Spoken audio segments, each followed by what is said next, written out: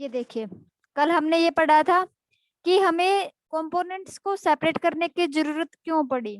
तो कुछ रीजंस थे जिनसे हमें ये पता चला था कि हाँ, हमें कंपोनेंट्स को सेपरेट करने की जरूरत है।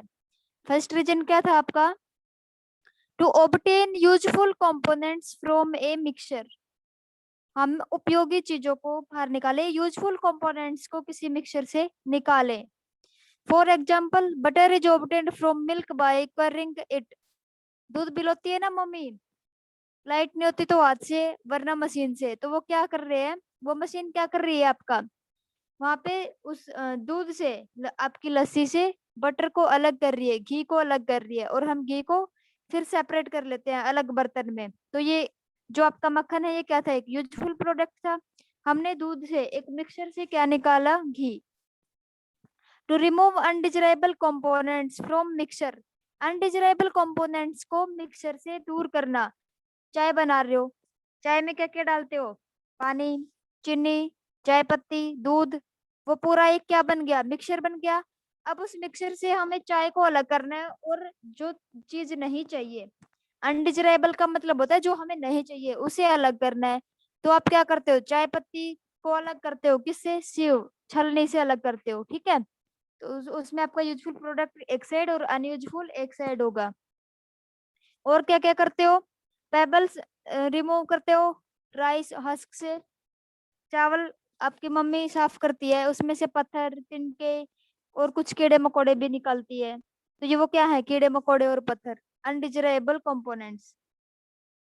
फिर क्या है, हाँ जी यही है, रिवर के पानी को, नदी के पानी को हम फिल्टर करते हैं, पीने योग्य बनाते हैं। फिल्ट्रेशन में क्या हुआ, जो चीजें हमें नहीं चाहिए थी वो हटा दी हमने। उसे नेक्स्ट था, to obtain pure substances for use. हम प्योर सब्सटेंसेस को अलग करना, निकालना, किसके लिए, उनका यूज करने के लिए।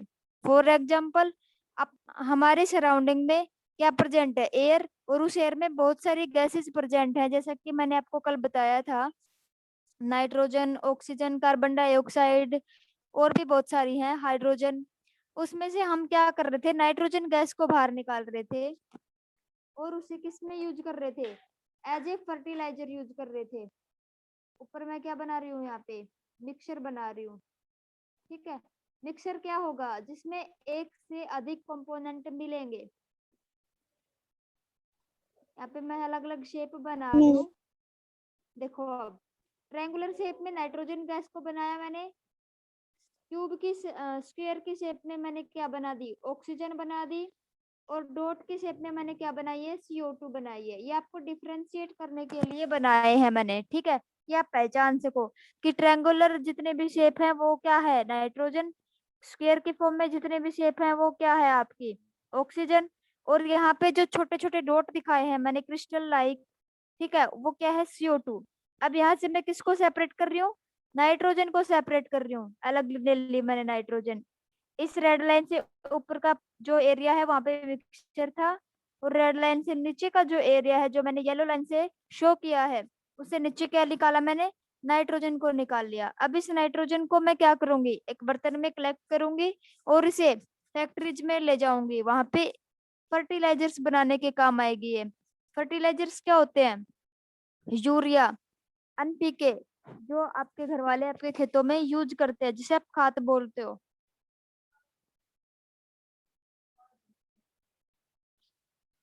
नेक्स्ट देखो क्या है, टू एक्सट्रैक्ट, हाँ ये मैंने दोनों पॉइंट एक साथ ही समझा दिया आपको।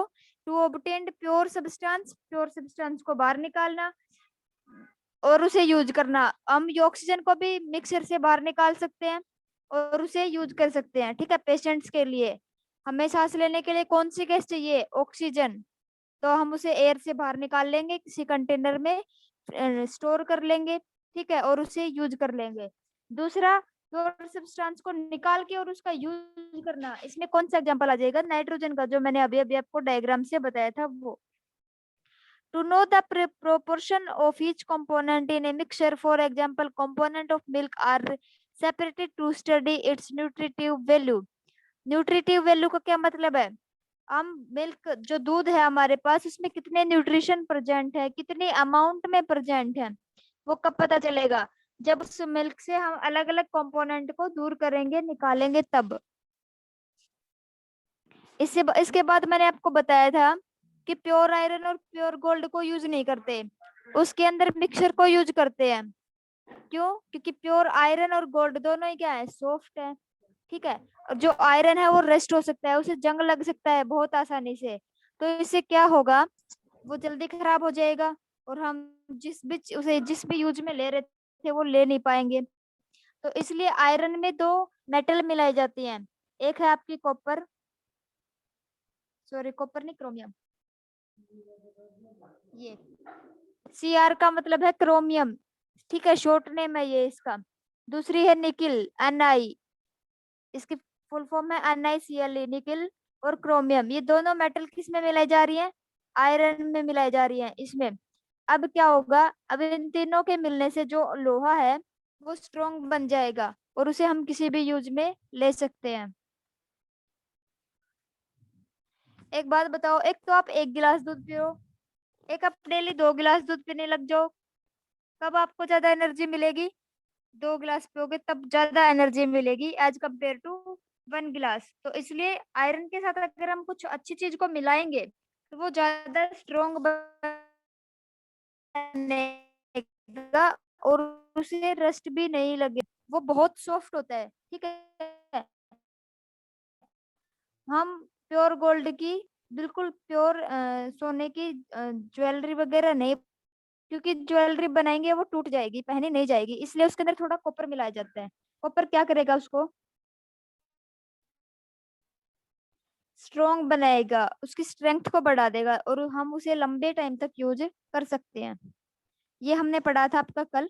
आज हम पढ़ेंगे इससे आगे। इससे आगे क्या है, forms of components in a mixture. कि एक मिक्सचर में कंपोनेंट्स की कौन कौन सी फॉर्म प्रेजेंट होती है, वो किस फॉर्म में प्रेजेंट होता है। तो मैंने आपको फॉर्म के बारे में बताया था। कंपोनेंट्स इन ए मिक्सचर में be in variable forms, solid, liquid और गैस। किसमें प्रेजेंट है वो, 3 फॉर्म में, गैस की फॉर्म में, लिक्विड की फॉर्म में और सॉलिड फॉर्म में। मैंने आपको यहाँ पे बताया था कि जो सॉलिड है उनकी शेप और साइज फिक्स होती है। ये क्या है, एक सॉलिड, इसकी साइज और शेप फिक्स है, रेक्टेंगुलर शेप का है ये। ठीक है। जो लिक्विड है वो क्या होंगे, वो कि कोई भी साइज अटेंड कर सकते हैं, ठीक है, कोई भी शेप को अटेंड कर सकते हैं वो, उनकी साइज सेम होती है पार्टिकल्स की, बट वो साइज वो अटेंड करेंगे जो उसे हम देंगे। आप एक लिक्विड को ग्लास में डालोगे तो वो ग्लास की शेप अटेंड कर लेगा, कप में डालोगे तो कप की अटेंड कर लेगा शेप, और किसी भी और बर्तन में डालोगे तो उस बर्तन की शेप को भी वो अटेंड कर लेगा। ठीक है। आगे है गैसेज। गैसेज की ना तो स्पेसिफिक शेप होती है और ना साइज होती है। इससे क्या होगा, हम उसे हाई प्रेशर पे किसी भी कंटेनर में स्टोर कर सकते हैं गैसेज को। यहाँ तक किसी को कोई प्रॉब्लम है तो बताओ। गैसेज गैसेज गैसेज में क्या है,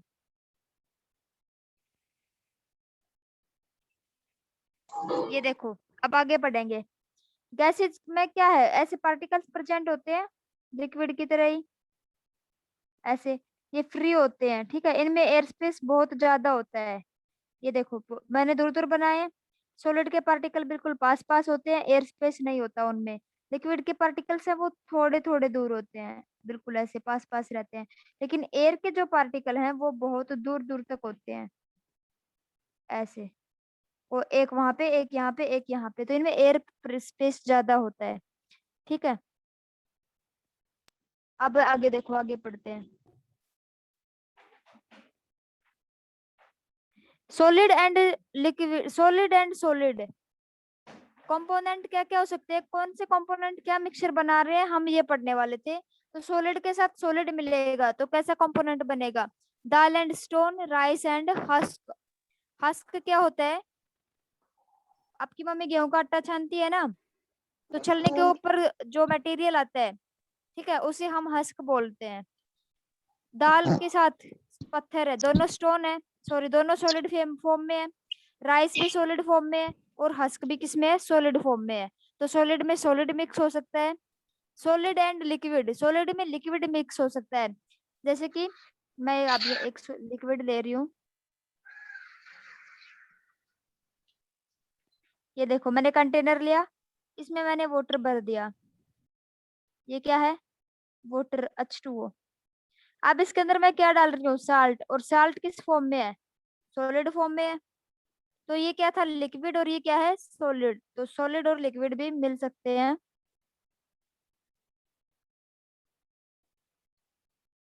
आगे देखो,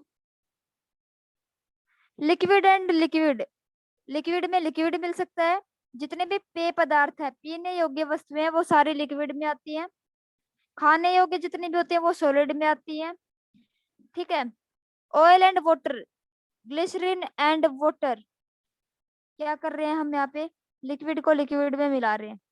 फिर से मैंने पानी लिया, इसके ऊपर मैं क्या डाल रही हूँ, ऑयल। अब ये ऑयल यहाँ पे आके इकट्ठा हो जाएगा, नीचे क्यों नहीं आएगा ऑयल, क्योंकि ऑयल की डेंसिटी पानी की डेंसिटी से ज्यादा होती है, ठीक है। वो डूबेगा नहीं पानी, और जो ऑयल है आपका वो डूबेगा नहीं पानी में, ऊपर ही तैरता रहेगा, स्ट्रोंग है भाई वाटर से, तो नहीं जाएगा नीचे, ऊपर ही रहेगा इसके। आगे देखो,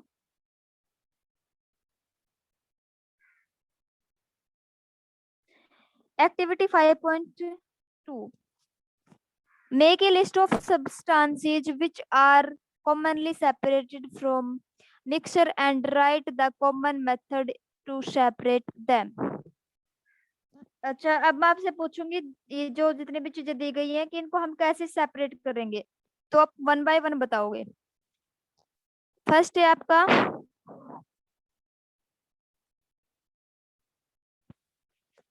क्या है, ये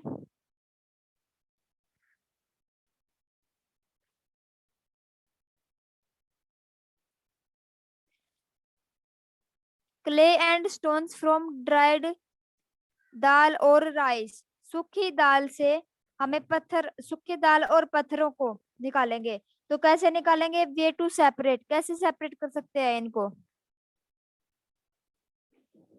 स्टोन्स फ्रॉम ड्राइड दाल और राइस हैंड पिकिंग मेथड से, हाथ से निकाल लेंगे पकड़ पकड़ के, पत्थर जितने में हो गए उनको। बटर फ्रॉम मिल्क, कैसे सेपरेट करेंगे, दूध से घी को, क्यूरिंग मेथड से।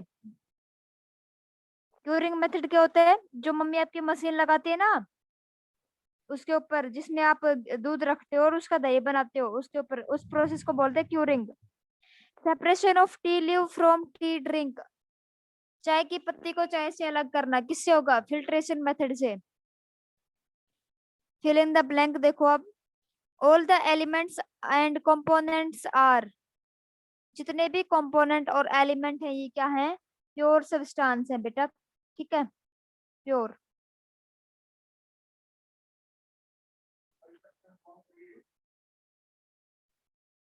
सेकंड है आपका, mixture are of two types, कितने टाइप का होता है, दो टाइप का, होमोजेनस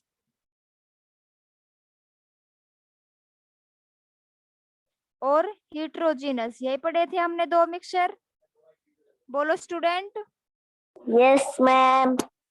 यस, आगे Yes, देखो, ma'am. Carbon is added in pure iron to make it, carbon iron में क्यों ऐड कर रहे थे हम, लोहे में मिलावट क्यों कर रहे थे, उसे रस्ट फ्री बनाने के लिए, स्ट्रॉन्ग बनाने के लिए। तो यहाँ पे क्या आ जाएगा, उसे रस्ट फ्री बनाना है और स्ट्रॉन्ग बनाना है, स्ट्रेंथ बढ़ानी है उसकी, आर है ये, RUST, रस्ट, जंग से बचाना है। Blank is added in gold to make ornament, और सोने में गोल्ड, गोल्ड में क्या मिला रहे थे ऑर्नामेंट बनाने के लिए, बताएगा कोई, Copper. राइट आंसर, कॉपर मिला रहे थे। आगे देखो अब, separation of solids from solid, ये बोल रहे हैं भाई सॉलिड से सॉलिड का सेपरेशन कैसे करेंगे। जैसे किसने ऊपर पूछा था ना, ड्राई दाल से स्टोन्स को हम कैसे निकालेंगे, या राइस से हस्क को कैसे निकालेंगे। तो मैंने वहां पे आंसर भी बताया था कि हैंड पिकिंग।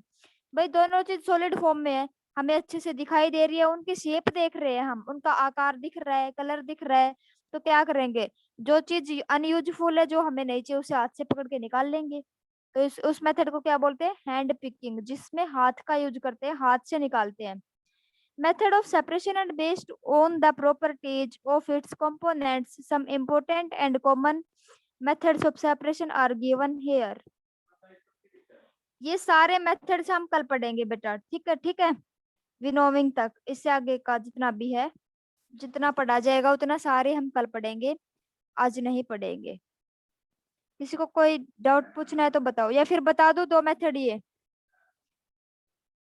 दो मेथड बता दूं।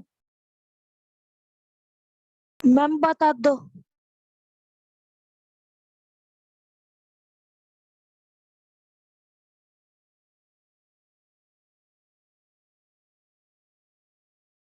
मैम बता दो।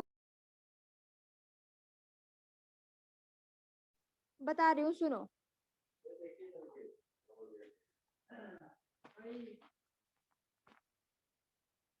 एक सेकंड रुको बेटा, बता रही हूँ।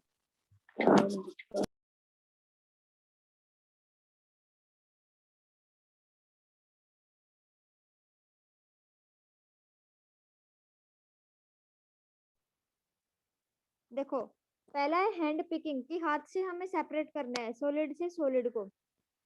दाल से क्या निकालने हैं, पत्थर निकालने हैं। From a mixture of solid unwanted solid components are picked up one by hand and are removed. Example, separation of hay pieces and small stones from dal and rice.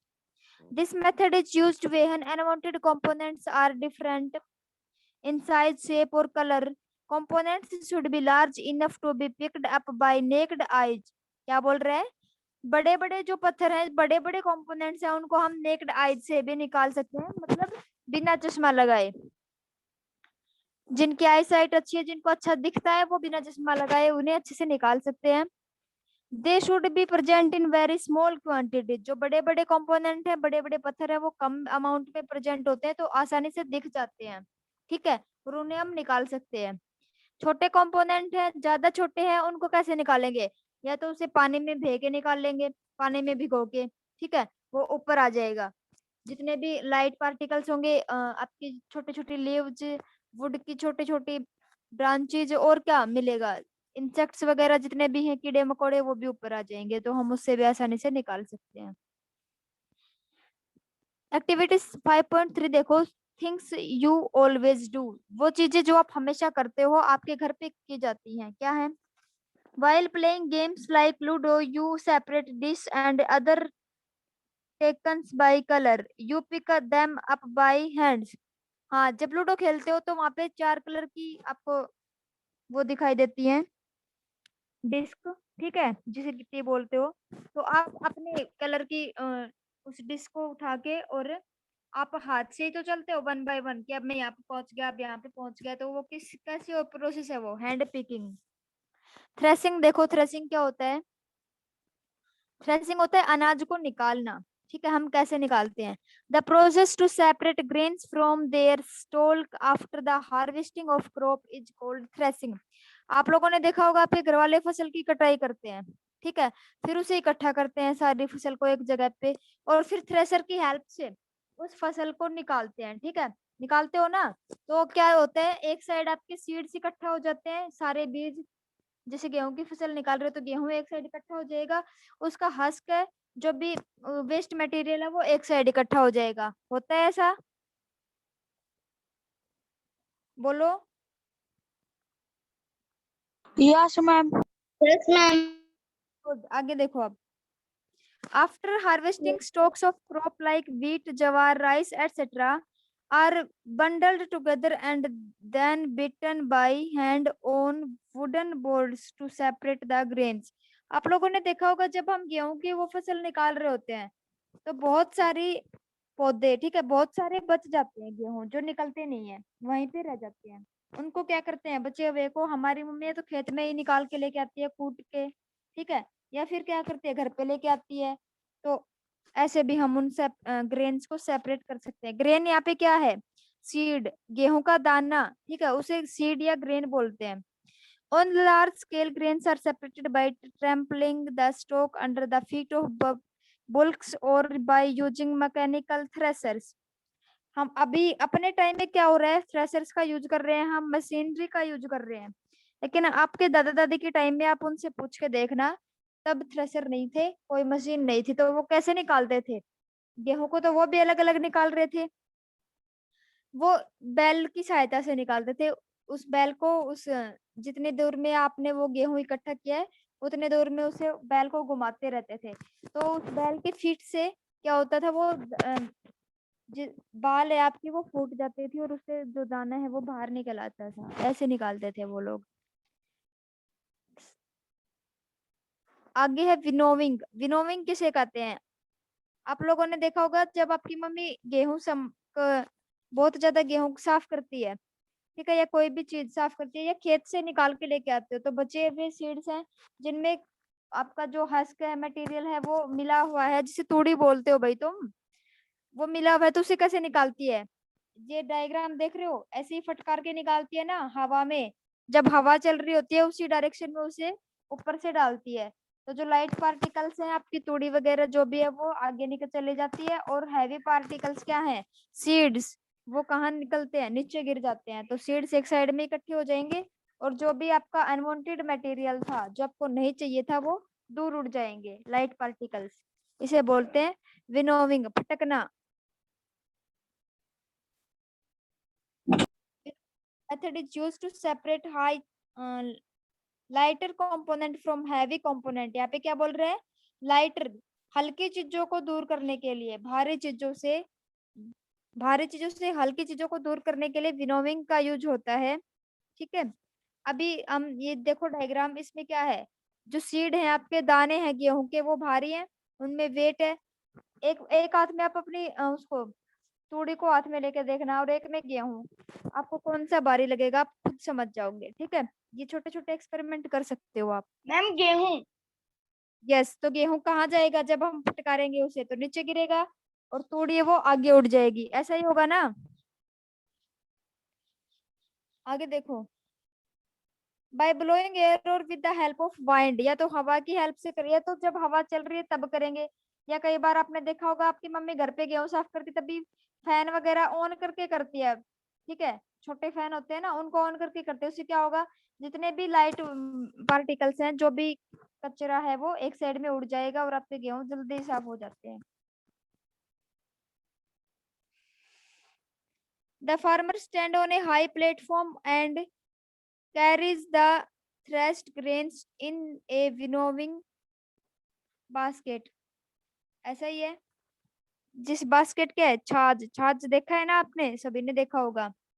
क्या करता है, वो एक जगह पे खड़ा हो जाता है जहाँ जहाँ पे हवा अच्छी चल रही है, और वहां से फिर उन गेहूं के दानों को गिराना स्टार्ट कर देता है। किसकी हेल्प से? विनोविंग बास्केट या फिर छाछ की मदद से। From his shoulder height, he allowed the mixture to fall slowly and slowly by continuously shaking the basket। धीरे धीरे वो उस छाछ को हिलाता रहेगा, और क्या होगा, जो दाने हैं आपके, जो भी मटेरियल है, वो नीचे गिरता रहेगा। तो जो भी लाइट पार्टिकल्स हैं, हल्के हैं वेट में, वो उड़ जाएंगे, और जो भारी हैं वो नीचे गिरते रहेंगे। The lighter husk is carried away by wind and fall at a distance, whereas heavier grains directly fall below, making a separate heap। Hip क्या होती है, चोटी। जो भारी चीजें हैं वो चोटी सी बना लेंगे, एक जगह पे इकट्ठे हो जाएंगे सारे, और जो लाइटर हैं वो दूर दूर तक उड़ जाएंगे। ऐसा ही होता है। ये इंग्लिश में मैंने पढ़ के बता दिया, प्रोसेस स्टार्टिंग में हिंदी में बताई थी। बस बेटा आज इतना ही, वरना ज्यादा हो जाएगा, आपको समझ में नहीं आएगा। आपको इतना पढ़ के देखना है, कोई भी डाउट हो, कुछ भी समझ में ना आए, वो आप मुझसे कल पूछोगे, ठीक है।